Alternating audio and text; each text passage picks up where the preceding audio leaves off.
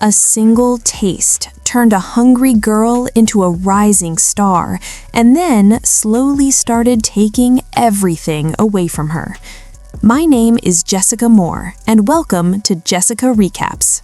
The story begins inside one of the most exclusive restaurants in the world, a place called Hunger. At the center of it all stands Chef Paul, a man feared more than respected. His kitchen runs like a battlefield. No smiles, no mistakes, no second chances.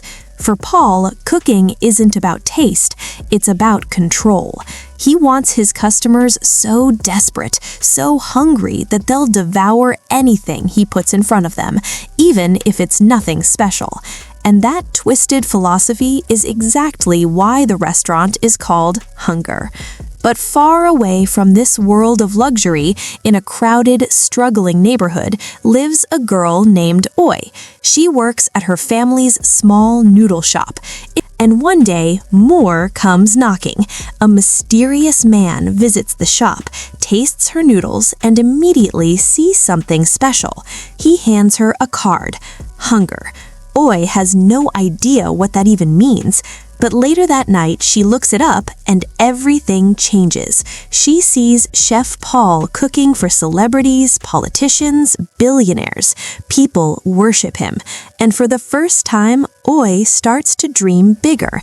So when the man returns, she makes a decision that will change her life. She goes with him. The moment she enters Hunger's kitchen, she freezes. Everything feels different, clean, sharp, intimidating. She picks up a knife just to feel it and instantly gets yelled at. No one touches anything without permission here. Then she learns something else. She's not the only one here. There's another candidate, Pat.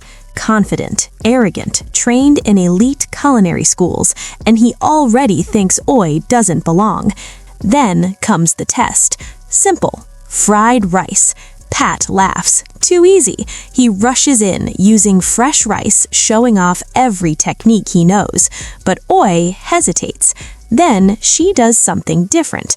Moments later, both dishes are ready. Oi's looks plain. Pat is already smiling. Then Paul makes his decision. Without even tasting Pat's dish, he sends him home, just like that. Pat explodes. He argues. He demands respect. And Paul slaps him, throws his bag at him, and kicks him out. No debate, no explanation.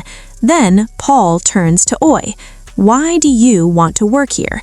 She answers honestly, I want to be special. He steps closer, tells her the smell of noodles in her hair doesn't belong here, then gives her one order: go clean yourself. That moment marks the beginning of everything. Oi joins the team, 7 chefs, each with a role, each under constant pressure. And the next day, her real test begins. A high-profile dinner, powerful guests. The theme? Meat, blood. Everything must look and feel intense. Oi's task, fry one of the most expensive cuts of meat in the world perfectly. And she fails. Again, and again, and again. Paul tears her apart. Every mistake, every second, every movement. You don't belong here. The pressure crushes her. At one point, she breaks down. But instead of quitting, she stays all night, burning her hands, ruining piece after piece, until finally something clicks. The next morning, she tries again. Perfect. No words from Paul, just silence. And somehow that silence means everything. At the event, she cooks in front of everyone. No fear this time, just focus. The guests watch her impressed, and when they taste the food, they're stunned. They lick their plates clean. For the first time, Oi feels like she belongs. But things are about to get worse. because the deeper she goes into this world, the darker it becomes. She starts seeing how the rich don't care about the food or the people making it. They just want to show off. Meanwhile, the chefs are slowly breaking. One mistake and you're humiliated. One rule broken and you're punished. At one point, a chef smokes in the kitchen. Paul forces him to ruin his own dish and eat it. Lesson learned. Then comes something worse. Food goes missing, and when the truth comes out, a chef admits he just wanted to taste what he had been cooking for years. Paul's response? Cold. He fires him instantly. And that's when Oi starts to realize something. This place isn't about passion. It's about power. During another event, a mistake almost kills a young girl with allergies. Paul fixes it, but his rage afterward is terrifying. And then betrayal hits. One of his most trusted chefs sabotages the kitchen out of jealousy. And when Paul confronts him, he snaps, grabs a knife, and stabs him. Everything stops. Paul ends up in the hospital, and here we finally see the truth. No family, no friends, just staff. That's all he has left.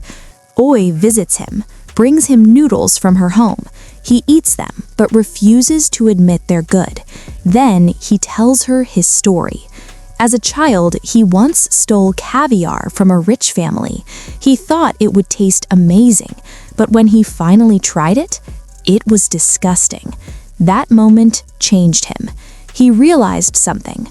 Rich people don't eat for taste, they eat for status.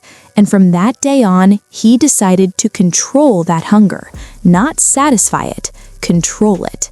And suddenly, everything makes sense. But for Oi, things get even worse. Her father falls seriously ill. The hospital can barely treat him. She feels helpless. And then she sees something that shocks her. A family they once cooked for ends in tragedy.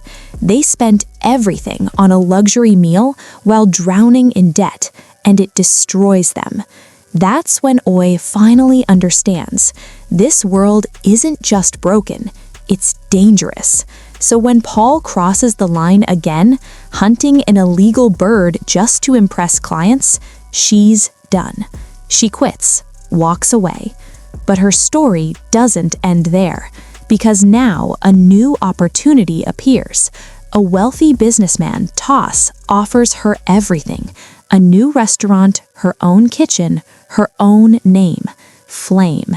And this is where everything changes. She rises fast. Fame, success, media attention. People line up just to taste her food. But something feels off. She's winning, but she's losing herself. She pushes people away, even Ton, the one person who truly understood her. And just like Paul warned, she starts becoming him. Then comes the final test, a massive high society event. And guess who shows up?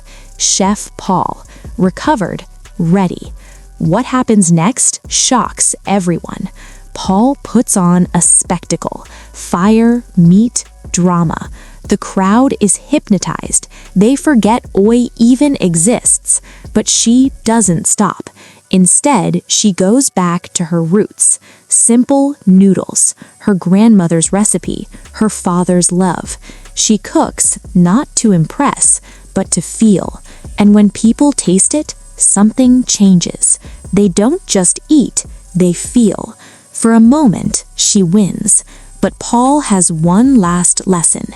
No matter what you make, people believe what they already believe.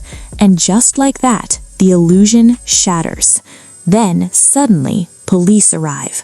Paul gets arrested. His illegal actions exposed. Everything falls apart. And Oi? She doesn't feel victorious. She feels empty. Because in the end, she didn't want to destroy him. She just wanted to understand him. So she walks away. From the fame, from the spotlight, from everything. She returns home, to her father, to her family, to her roots, and finally, she understands. Food isn't about control. It's not about status. It's about love. She reopens the small noodle shop. No luxury, no pressure. Just real food for real people. And for the first time in her life, she's truly satisfied. If you enjoyed this story, make sure to like, comment, and subscribe to Jessica Recaps for more cinematic movie breakdowns. And if you're craving another unbelievable story, check out this next video, The Most Impossible Prison Escape